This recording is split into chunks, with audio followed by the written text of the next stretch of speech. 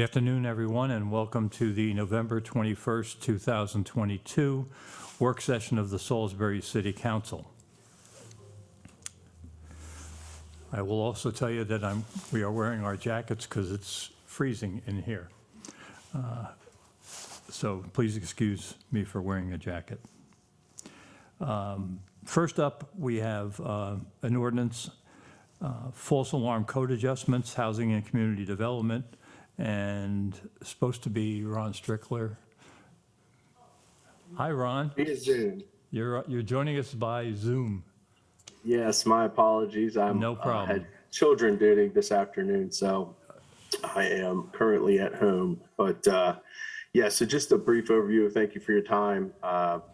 One of the top things that was kind of brought to my attention coming aboard 2.5 years ago. So this has been a somewhat long process to determine our best course of action here is relating to false alarms and how they are handled internally by staff after police or fire respond consecutively over a period of time.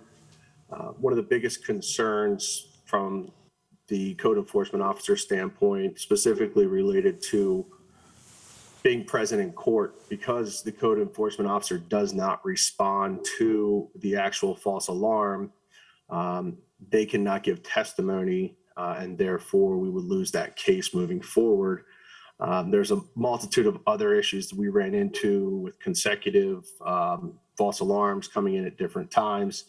Through that process, we worked with the fire department, and they were able to begin handling their processes internally. And over the past year, we've been working with police and finance to adjust their processes to handle those false alarms internally. That way, police officers can be present at court if someone were not to settle beforehand. So essentially, the code adjustment removes the authority from the Housing Community Development Department to handle the false alarm municipal infraction.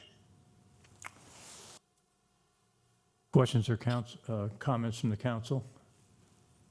Mr. Boda? No, I think this is appropriate. Angela? Just historically, so basically he's saying that we're not handling that anymore?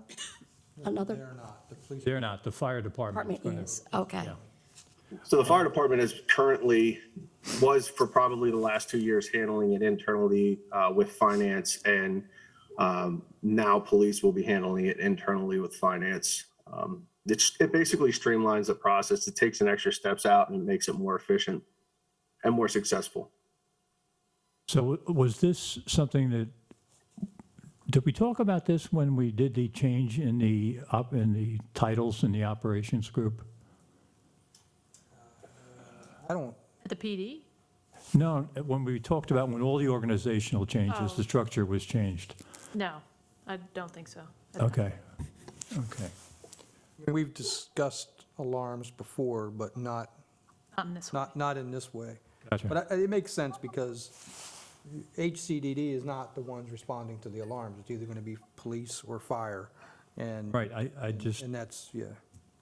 But I don't, yeah, we didn't, not at that time. gotcha, okay.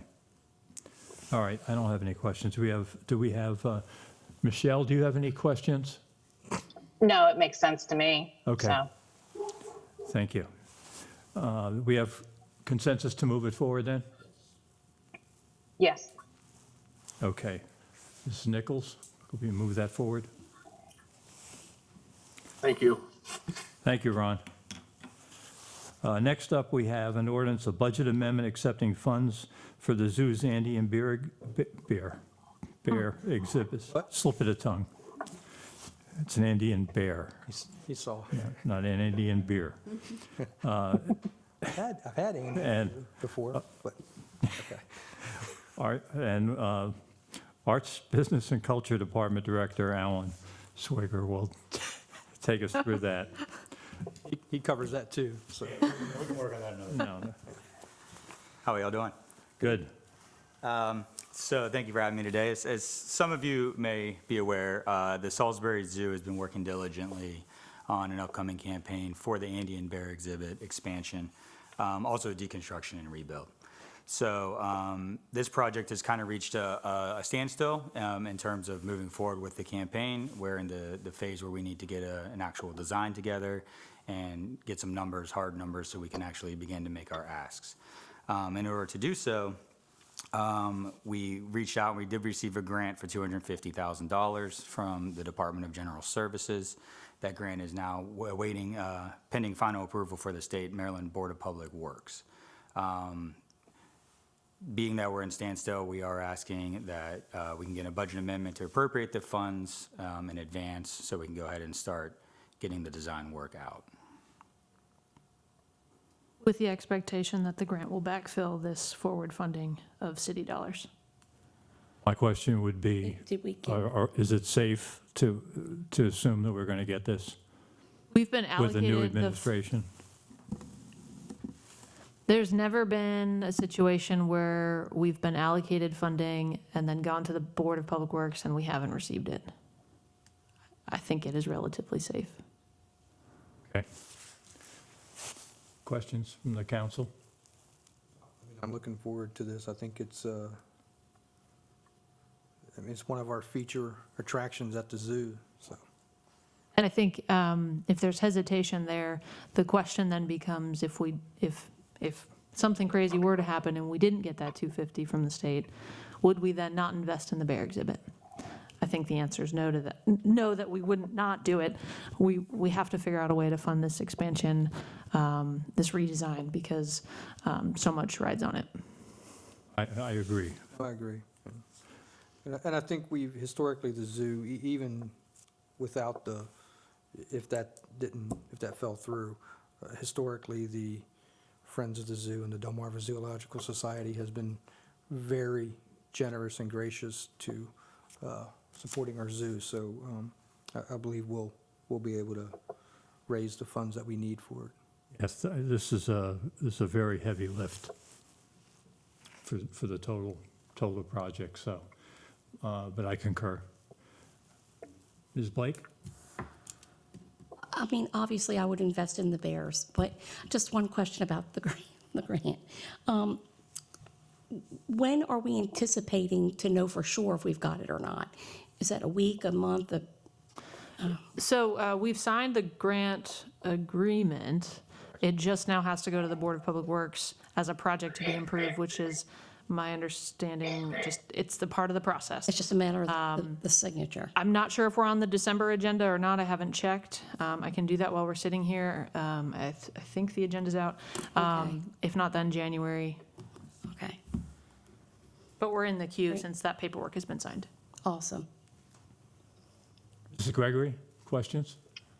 No questions. Okay, You guys covered it. so we have consensus to move it forward then? Yes. Okay. Yes. Thank you, ma'am. Mrs. Nichols, you can put that on the agenda. An ordinance to accept sub-granted funds from Title Health in the amount of $62,500 for the SWIFT program. Chief, good to see you. Good to see you. Oh, we're doing that one first. Sorry. Yes, for the SWIFT program, PRMC was successful in getting a grant for $187,000 and some change. They've given us $62,500 to help fund our paramedics to continue the process of the SWIFT program. Fantastic. Fantastic. Questions from the council? None. I see heads nodding no. Nope. Okay, considering the fact that this is one of our best performing programs, I think. Yes, doing very well. Sure, yeah, it sure is. Keep up the good work. Okay, Mrs. Nichols, we put that on. And next, we have an ordinance to amend 2.12 of the Salisbury. There's another one there. It's for the health One department. for $10,000 from the safe station.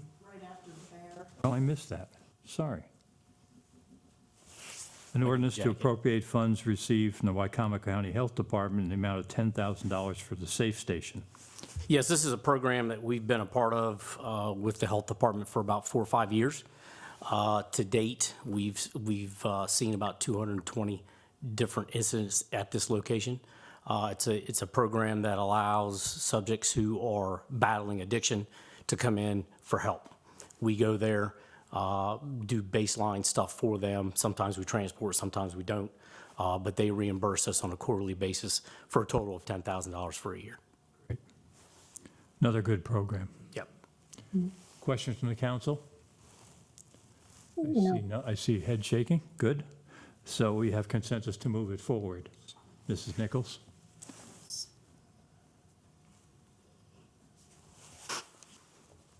Okay. Last, we have an ordinance to amend 2.12 of the Salisbury City Code to remove the authority to enforce the city fire prevention code from the director of the Department of Infrastructure and Development, and Deputy Chief Obarski will handle that one. Yeah, this is just, as you said, just to remove the authority from the DID director, since we have our own fire marshal's office who actually enforce those codes. And we just approved the assistant. That's correct, assistant deputy as well. Yep. Assistant deputy? Yep. And they will also be involved in this if needed? That is correct. Okay. Any other questions from the council? Okay, then we have a consensus to move it forward? Yes. Okay. Thank you, Chief. Thank Appreciate you. it. Happy Thanksgiving, everybody. Same to you.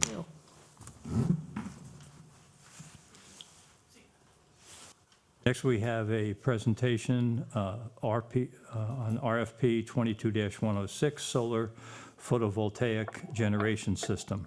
And we have a presentation from CQI Associates. Good afternoon, everyone. I hope you have a copy of our PowerPoint presentation in your packet. I hope that we can also show that on the screen. But what I'd like to do is do an overview with you on this request for proposal and the ultimate selection and recommendation to proceed forward at the wastewater treatment plant with an on-site solar photovoltaic system.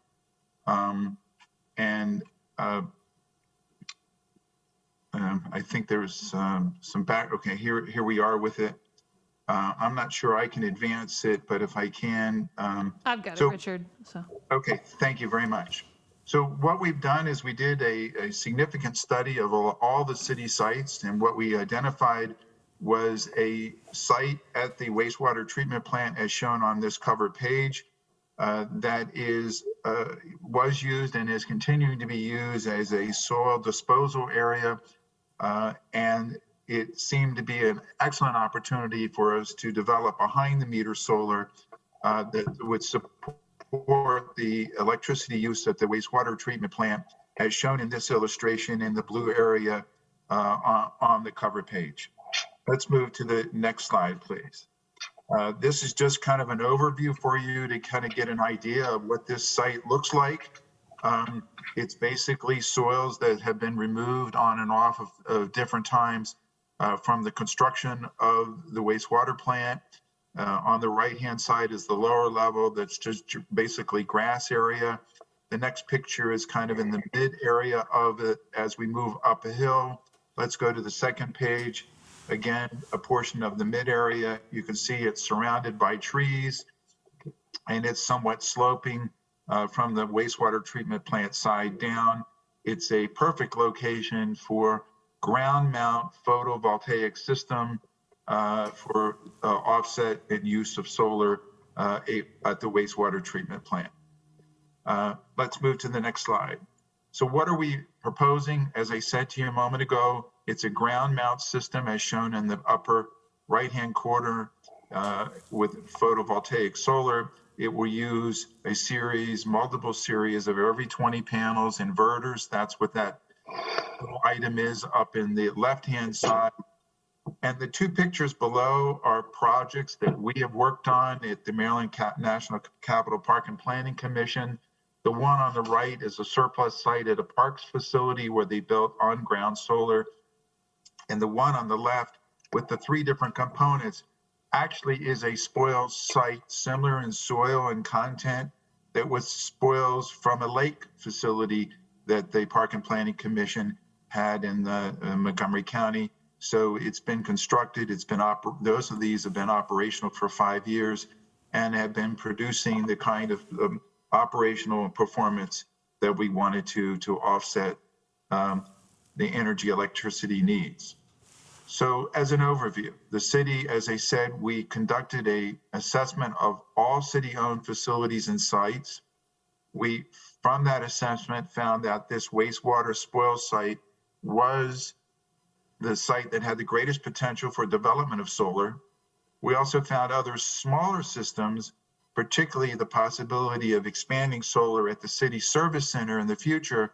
But with the development plans at the city service center, it's best for us to delay that idea until that capital improvement projects and the buildings and everything is fully developed at the city service center. So expect something in the next few years. A detailed request for proposal was issued and proposals were received in May of 2022. The evaluation committee was convened, and after evaluating proposals, the submission from Maryland-based Empower Energies was selected for continued review and negotiations.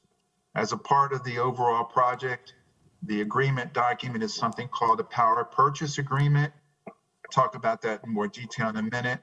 The agreement was detailed, it was reviewed, the terms and conditions were negotiated with Empower Energies, the city attorney, the city staff, and it also was done with our input. It takes a while to go through a power purchase agreement, but I think at this point, we're at the point of being ready to sign an agreement if this project is approved. Next slide, please. So just as background, the wastewater treatment annual consumption is 8,401,463 kilowatt hours. The annual cost in 2022 was $560,000 for electricity. This includes delivery and supply costs to the plant. The solar production that's proposed here is going to be 2,513,000 and change. And it will basically offset 30% of the electricity that's needed to be purchased from Delmarva to meet the needs of the wastewater treatment plant.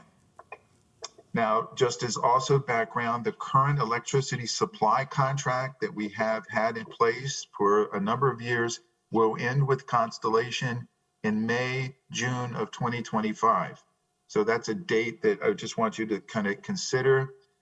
And unfortunately, for the last 18 months, electricity prices, natural gas prices, just as your gasoline prices at the pump, have increased significantly. Right now, we're estimating that there'll be a 55% increase in the rates in 2025. And this solar project will help immensely, at least in a portion of that purchase, to provide additional budget stability as we look at the new purchase that we'll have to do in June of 2025. Next slide, please. So for your consideration, the first and most important thing is this is a long-term power purchase agreement contract. This is typical of the industry. This is becoming the typical model that municipalities and county and other municipal governments have used. And so it is a 20-year agreement.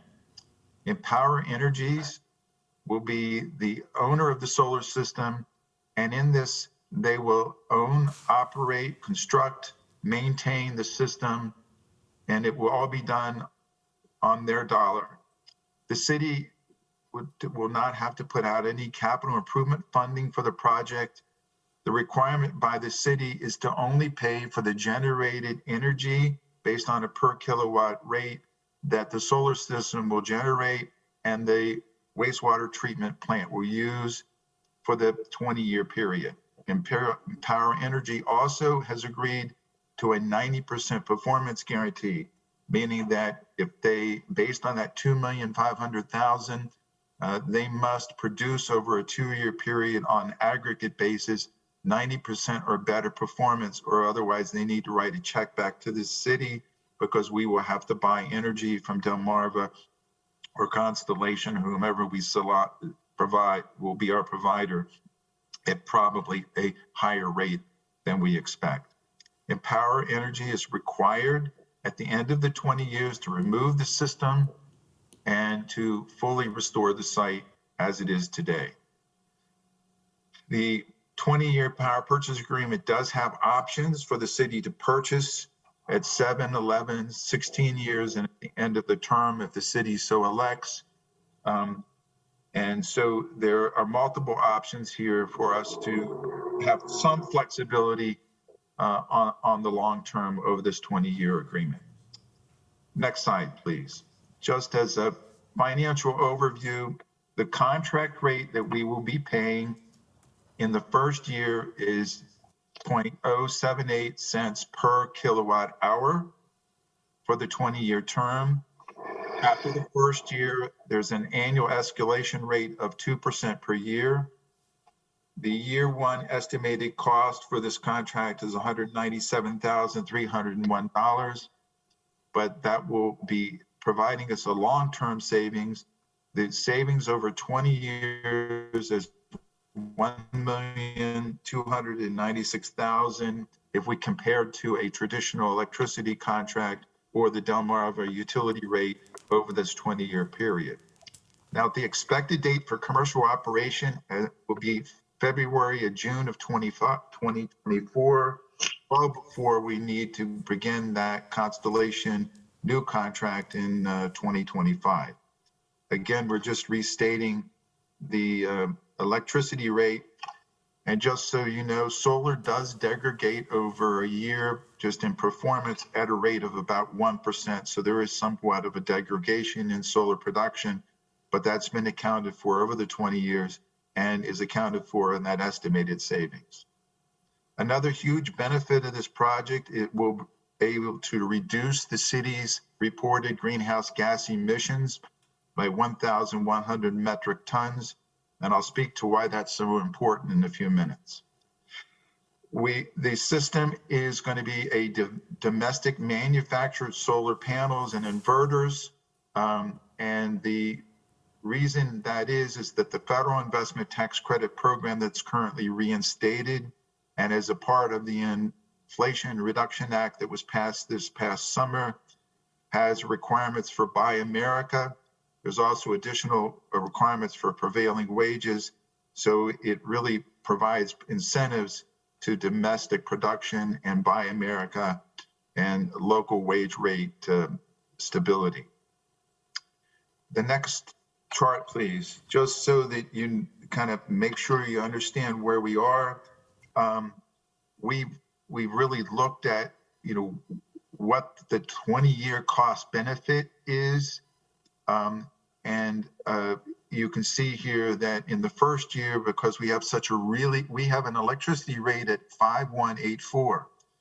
By the time that increases in the line that says 2026, we expect that rate to be an 8,535 in comparison to that 7,803 at that year 3. So that you can see that there's long-term budget savings benefit to the city. In the first year, 24, it'll be relatively break even, but from every year after that, there'll be $40,000, $70,000, $80,000 in offset savings. This 20-year project will provide budget stability for about 2.5 million kilowatt hours of the city's overall 18 million kilowatt portfolio. Next slide, please. So in conclusion, one of the basic things is the city has been seeking an opportunity to develop solar for the last 5 years. This project probably has the best opportunity on the near term to meet this initial goal to provide a solar project and be an example into the community. The second thing that I want to say is this last summer, the state legislature passed a Climate Solutions Now Act of 2022. It calls for all Marylanders and particularly state and local governments to reduce their greenhouse emissions by 60% by 2031 below a 2006 baseline level. Right now, the city's overall metric tons is 5,530. To reach the goal of 2031, we will need to reduce by 3,030 metric tons. And as we stated earlier, and just want to restate that, The wastewater treatment plant will allow us to reduce initially, when we bring the project on in 2024, 1,100 tons, and it does not require any initial capital investment.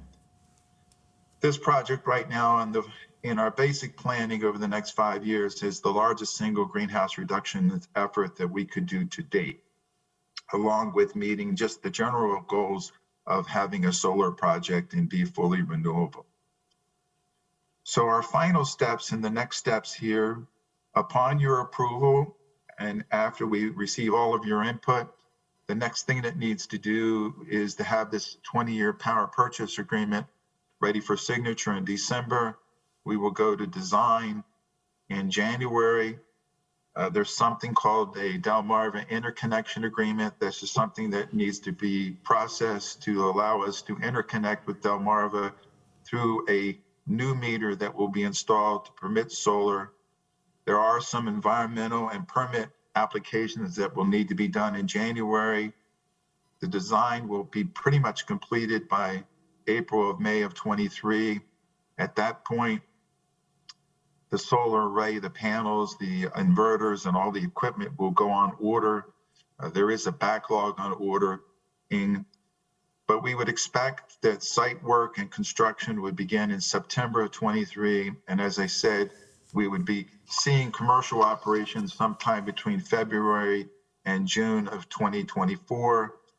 And the cost benefit would begin well before we need to by the fiscal year 2025 for this project to provide benefit financially and through greenhouse reductions. We as a firm are recommending this project after the significant amount of work that staff and the attorneys and others have done. I'd like to open it up for questions, and thank you very much for giving me the opportunity to make this presentation.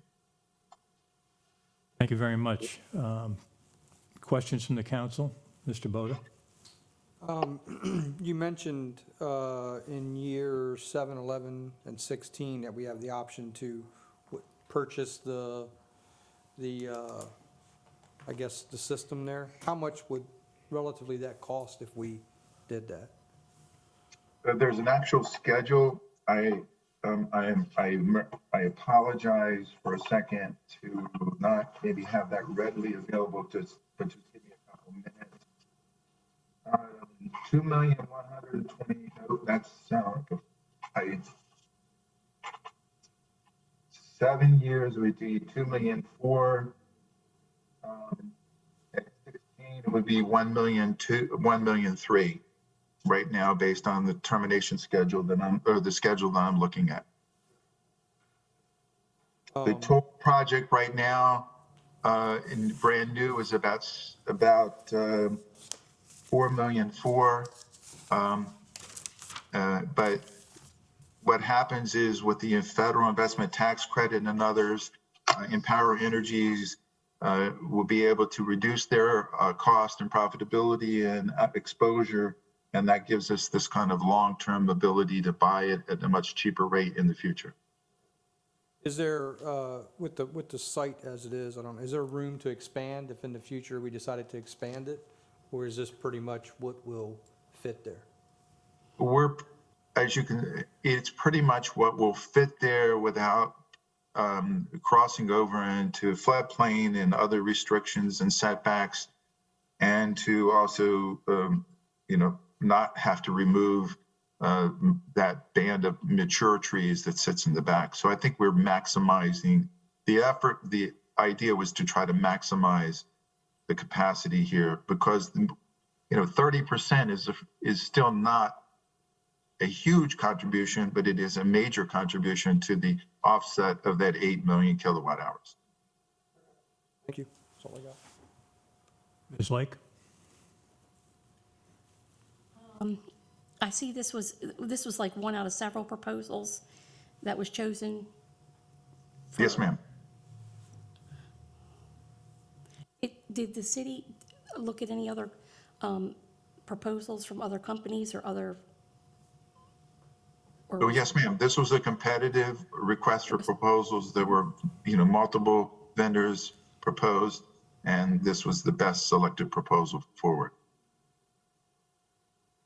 Jennifer, you were involved in this process? Yes. Okay. Yeah, it's been an incredibly large lift by staff from procurement.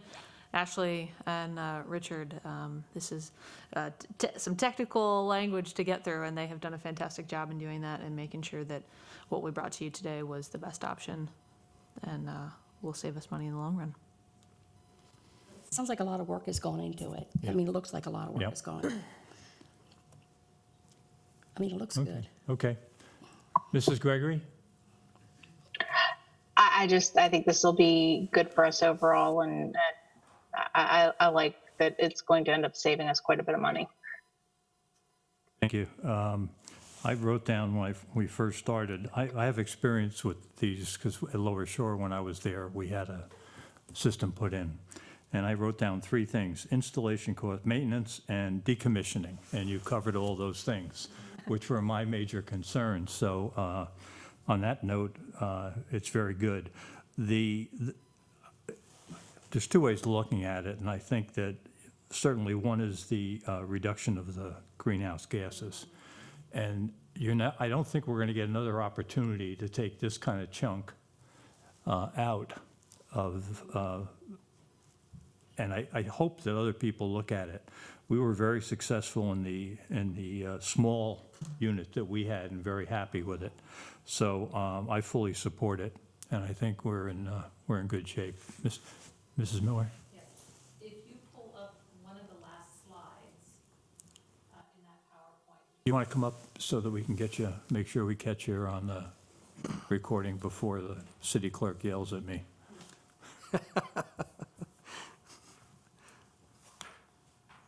Yes, if you Thank you. want to pull up one of the last slides, it shows exactly what you're talking about. The metric tons? Yeah. Yeah, that's what I see. I just like, Yeah. wow. Yeah, so many of the other projects that would be recommended are very small in comparison as to the amount of metric tons they could reduce. I just have one last question for him. Does he know anybody that can get an 800 amp switch? Since he's We're connected trying. into that world, I'm just, The breaker, 800 amp breaker. Yeah. Yeah, we're still struggling to get that. Oh, my goodness. I Yeah. get questions like that every day with HVAC equipment. Can you get it tomorrow? Sorry, the supply chain is really still significantly impacted, so. Yeah, the significance of this one is that we have homeless people that are waiting to get into their houses, and we can't start without the breaker. So I will take this opportunity to once again, since I'm noted for injecting other issues, anybody that's watching this and can get us an 800 amp breaker, we would appreciate it. And I can provide you with the specifications if you need them. So thank you very much for the presentation. It sounds like we have consensus to move this forward. I think it's a great opportunity for us. I thank Jennifer, you and your team, because you obviously did a ton of work. The team did on this one. yeah. And CQI Associates. And Couldn't CQI. have done it without for their input and with legal's input. Yeah, it's fantastic. Nicely done. I look forward to it. Mrs. Nichols, let's move that forward. Yep. Thank you to the CQI team. Appreciate it very much. You did a good Thank you. job. Have That's a it. nice Thanksgiving. Same to you. All right, that concludes the items on the agenda. We do have one request for a comment. Molly Hilgoss from Habitat would like a couple minutes, so. Hello, everyone. Can you hear me? Yes, we got Great. you. First of all, I would like to thank you all for your leadership, your progressive thinking, everything that's coming forward with the Ann Street Village. I'm super excited to see that come to fruition. But I would like to share with you that the emergency rental assistance program that we've been a part of for the last, 2 years is coming to an end. our agency, Habitat for Humanity, has already closed out all the open cases, and Salisbury Neighborhood Housing is working on theirs, and Shore Up has the largest backlog. Any monies that are left after probably December 1st, hopefully, we have a little bit left. We'll be transferring that back to the county, and then the county will ultimately, I believe, transfer it to Shore Up. So that's the plan. But over the last 2 years, $26 million has been expended to address the emergency rental assistance. And I just wanted to give you perspective with that. Even if we take that 26 million and divide it in two, right? So 13 million. The continuum of care partners that cover Wycomico, Worcester, and Somerset on an annual basis only get about 1.3 million for all three total counties to address housing insecurity. And so I'm just concerned. Our phones are already ringing with people that missed the deadline of October 6th or 7th or to get their final applications in. And even before COVID, we had 45 families that were evicted, fully evicted, not just a case at the court, but fully evicted per month before COVID. And so I'm anticipating that this is going to put a strain on city resources, that the Housing First Department is going to be likely overloaded with cases. And I just wanted to make sure that you were fully aware of what was happening. The second issue related to this is that the partners, the nonprofits and agencies that are a part of the Continuum of Care, or the COC, they're on a reimbursement schedule with the state. It ultimately goes back to HUD. And so smaller nonprofits that don't have a restore or a thrift shop, right, like we have or like Halo has, those really, really do help fund the mission. And when there are times when there are opportunities, we have that extra cushion, but some nonprofits don't have that. And so they will likely have to stop serving vulnerable people until they get their reimbursement back. An example, I spoke with the executive director of Phoenix Youth Project today. Today, as we were on the phone, she was opening up the reimbursement check that she had submitted in July. And that was for her expenses for April, May, and June. And so that's a problem. And I don't have the solutions. I have ideas, lots of ideas. But I thought I would bring that to you because it's important that we all work together as one, right? Public and private.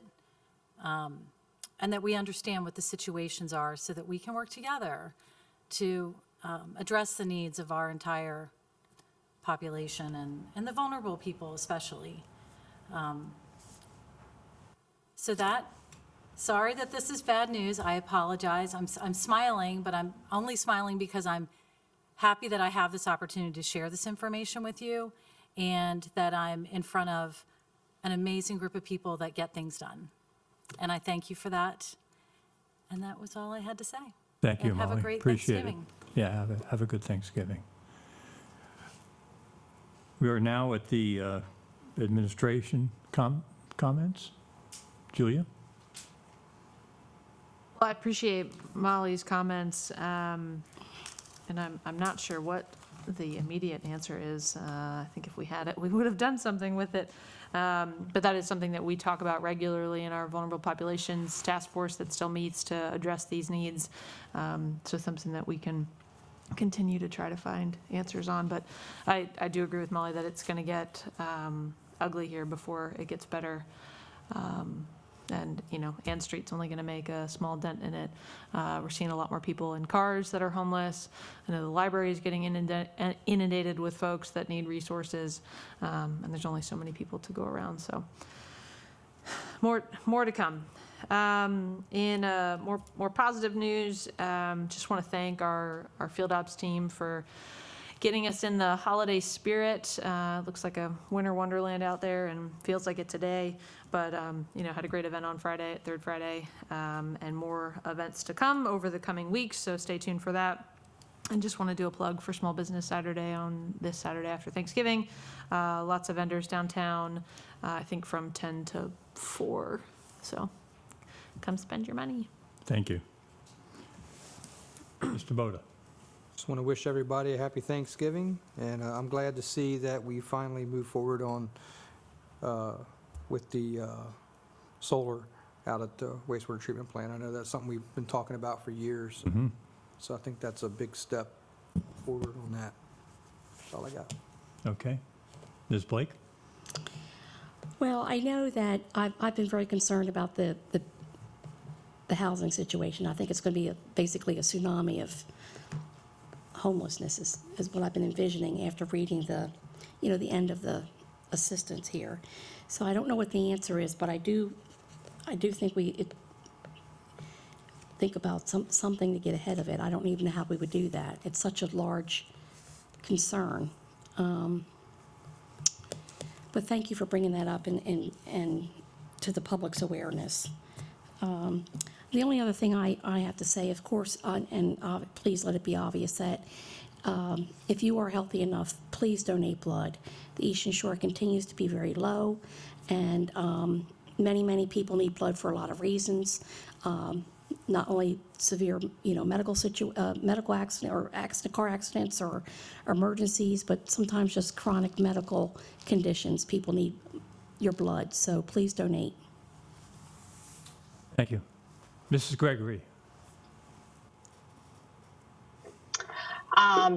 Just on that note, I just heard that if you are like me and lived in the UK in the late 70s and early 80s, you're finally allowed to donate blood again. So that would be one of the first things I do in the next couple of weeks, is do that, because I have not been able to. I lived in the UK in the early 80s, so that's something that I'm so glad I'm able to do. So yeah, I will put that information out there if anybody has previously been unable to donate because of that.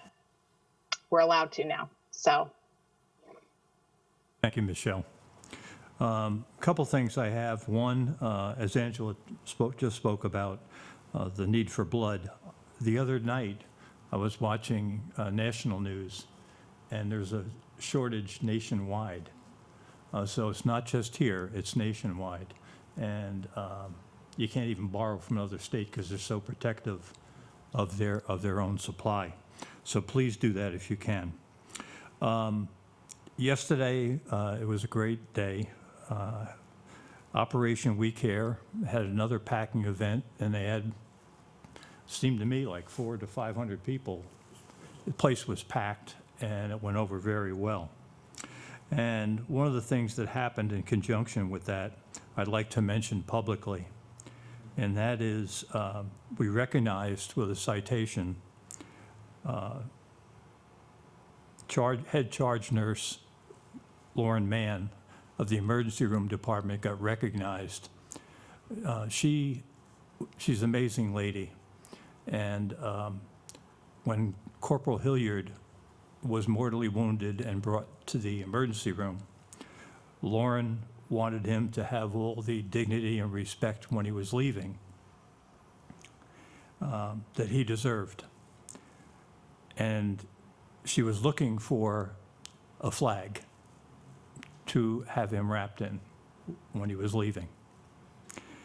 And there was none around. So she asked the security detail over at Tidal Health to remove the flag from the flagpole. It's a big flag. And that flag was used to cover Corporal Hilliard. So we recognized her along with the governor, the Senate, the delegation, the county, and us all recognized Lauren for her humanity, and it was very moving and touching. So we thank her once again publicly. Shopping local. Let me point out, please, that there are no backlogs when you walk in the store. You can pick up what you need locally, and there are plenty of merchants and artists around town to help you fill your needs for gifts. So please do that. And finally, I'd like to wish everybody a very happy and healthy Thanksgiving. We could use a little bit of fun, and Thursday I intend to do that. So please enjoy your Thanksgiving, and with that, we are adjourned. Thank you, everyone.